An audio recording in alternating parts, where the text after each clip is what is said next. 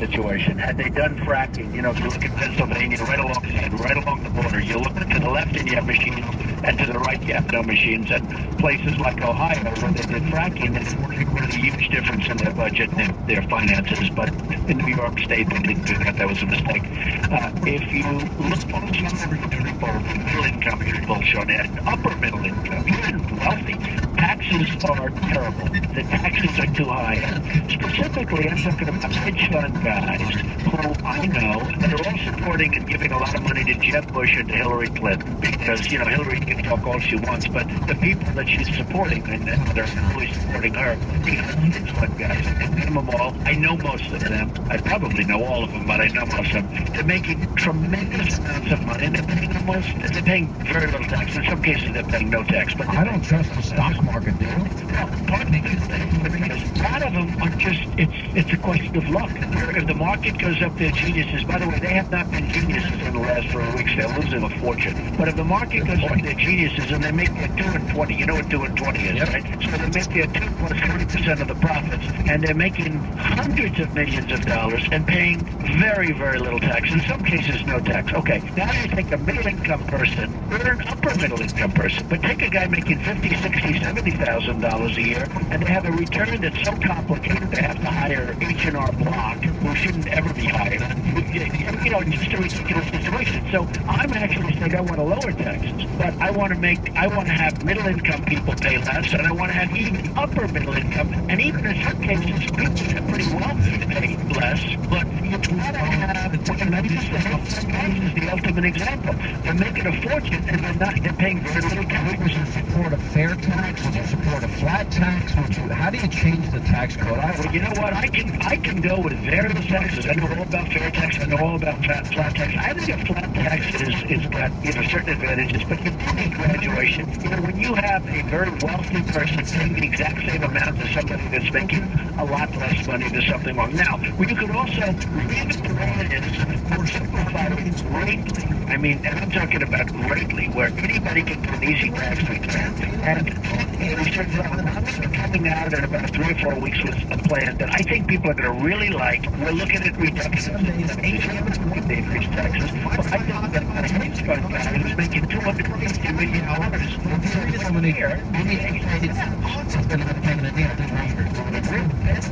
certain loopholes and deductions, etc. But also, I know a lot of people think doesn't government spend too much.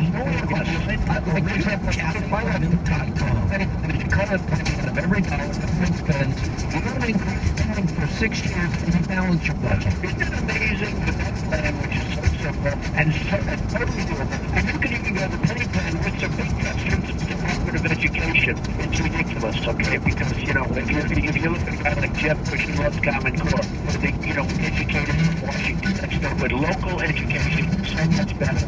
Department of Education, let the fire handle it. Let the local districts handle it. Why is that do a 10 times better job? You know, they talk about education and Common Core, which is essentially what they're doing right now. But you look at the United States, we spend far more per pupil than any other country in the world, and we're rated number 25 to 98 comparison. All right, let me ask you, I would be negligent if I didn't you mentioned Jeb Bush a couple of times. You guys are fighting it out. I saw your tweet today. It was a response to this ad.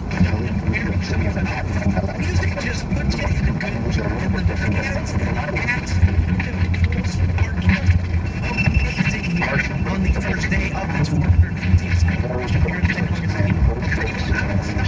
and as far as the it works in Canada, it works well, the fact is that 25% are high. Special stuff going on Friday, September.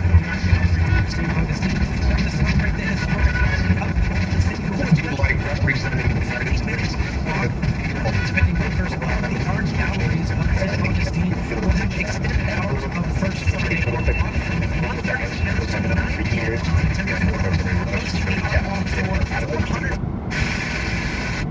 Hours. Today, and give me shocked of self. I said that in many cases I probably identify more as a Democrat. I live in New York City and Manhattan all my life, okay? So, you know, my views are a little bit different than my work. Okay, so there are four mates. It's going to be very, very special. You identify as a Democrat. How do you answer? Let's roll. It's probably one of the magazines in the world, but I got to start off last businessman. I am. I've been doing first Friday much more than 10 hours. 150 minutes, 7.5 hours.